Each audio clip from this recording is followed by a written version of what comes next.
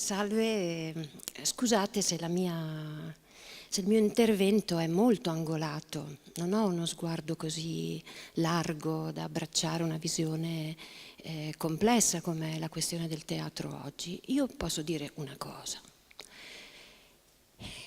che mi trovo in uno spazio che pian piano abbiamo fatto nostro, anche se non è nostro, è del comune di Cesena, perché avevamo necessità di provare Amleto. In quel momento nacquero anche le fiabe di Esopo, che portò tanti animali nel cuore della città.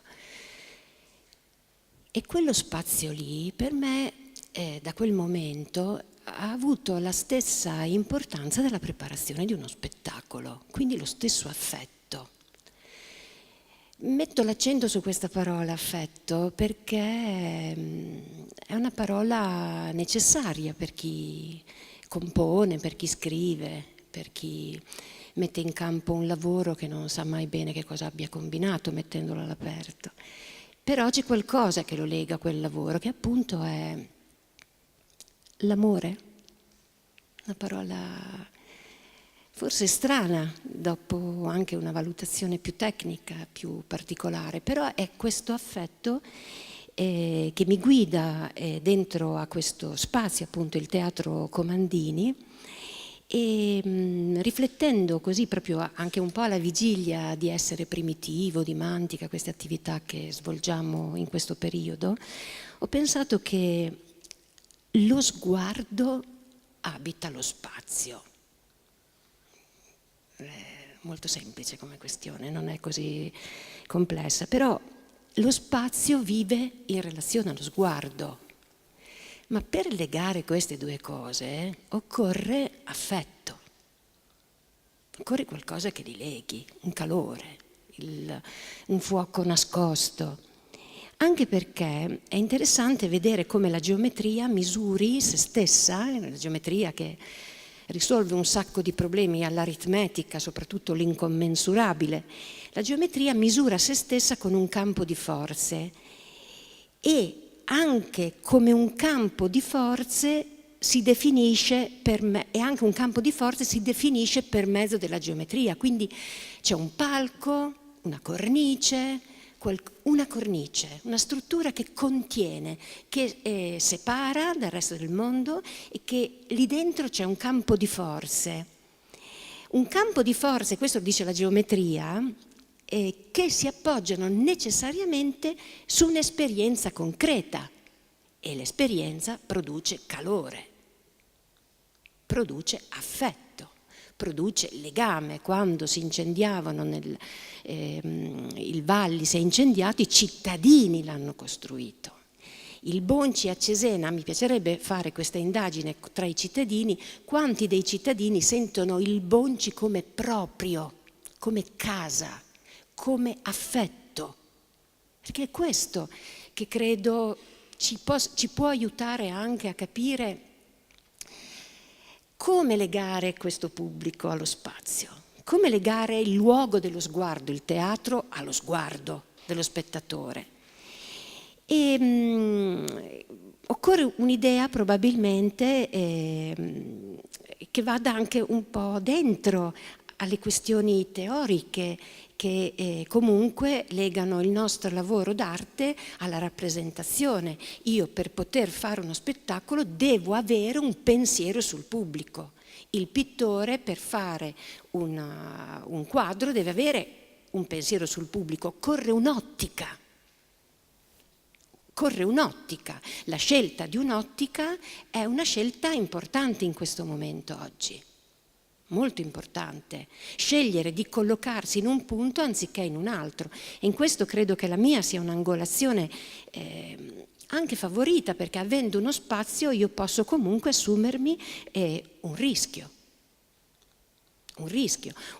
che io mi posso assumere perché ad esempio penso a quello che è accaduto in questi anni e che ci trova, e questo davvero ci trova sempre in ritardo rispetto a quanto potremmo fare a livello istituzionale, nel senso che sono ormai 8 anni che si fa teatro nelle scuole, anzi si fa teatro al Comandini gratuito per i ragazzi delle scuole superiori di Cesena, gratuito.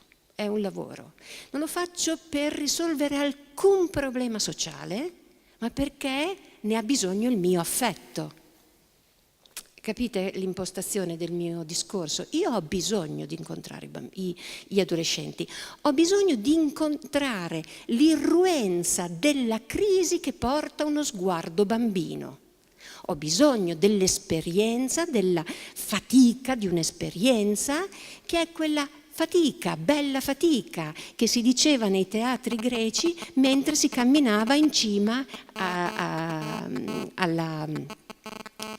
ai posti dello spettatore, e quindi un luogo di iniziazione, parola incredibilmente cancellata, soprattutto in ambito giovane, adolescenziale, infantile. Il teatro ha un'origine iniziatica.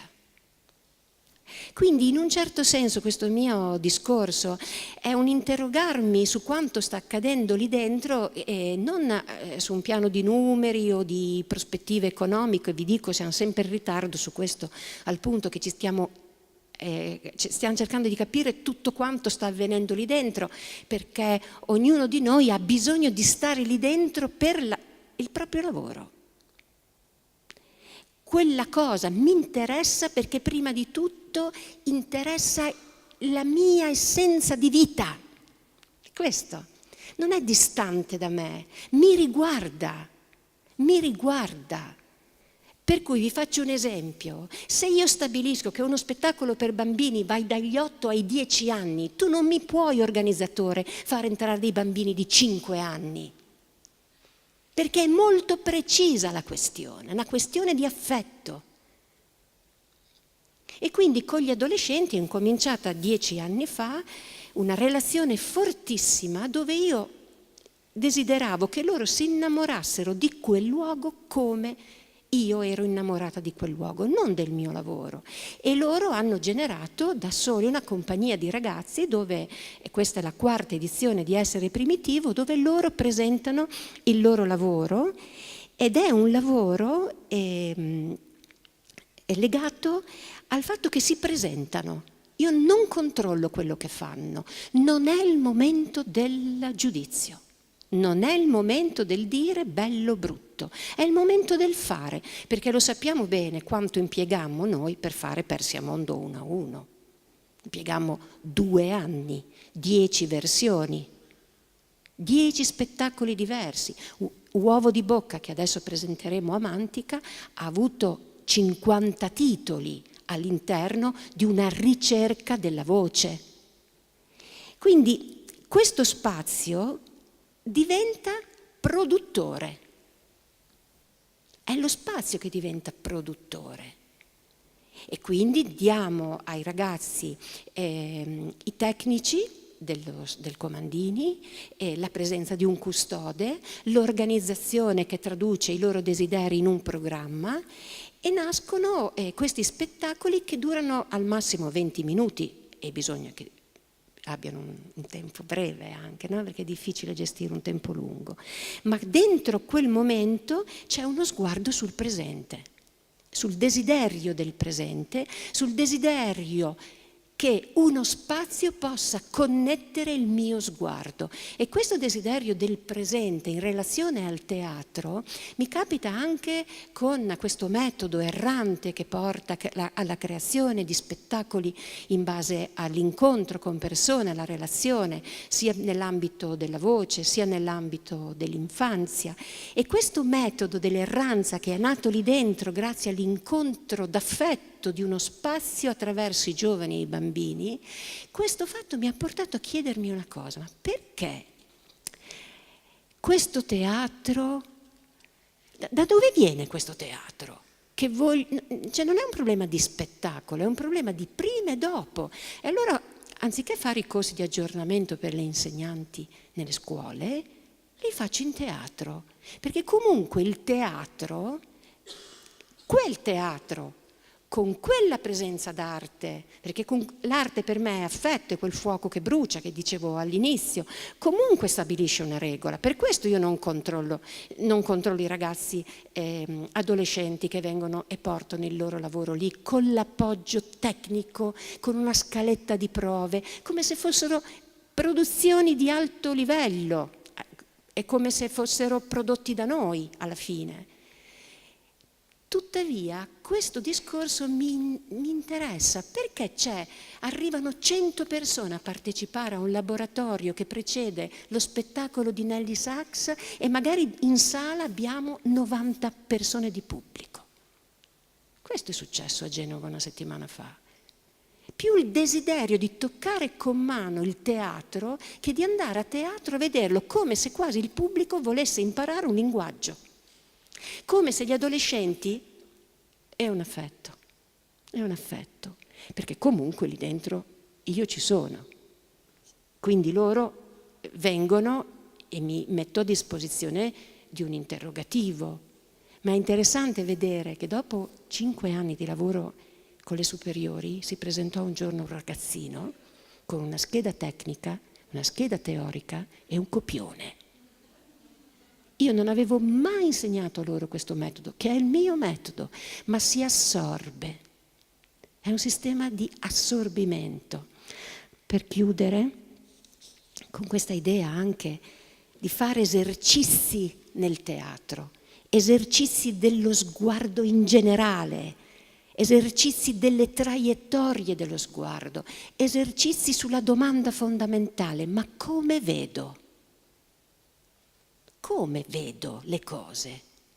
Con che tipo di problematicità io mi pongo rispetto alle cose che vedo? O sono influenzato da un sistema che semplifica il modo di vedere? Vedete che alla fine l'amore produce politica, produce un'idea di uomo, di me, per il puro piacere dell'essere. Allora, alla luce di questo, penso che occorra restituire al pubblico lo sguardo e dare al pubblico una grande responsabilità. Ehi, svegliati, tu puoi con quello sguardo, come i bambini, ribaltare questa situazione, perché fa attrito. Lo sguardo di qualcuno fa un attrito e non esiste il teatro se non c'è il pubblico. Non esiste lo sguardo se non c'è lo spazio, ma non esiste lo spazio se non c'è lo sguardo. E quello sguardo è il frutto non di numeri fondamentali, io faccio i conti con i numeri, ma di calore numerico alla Pitagora.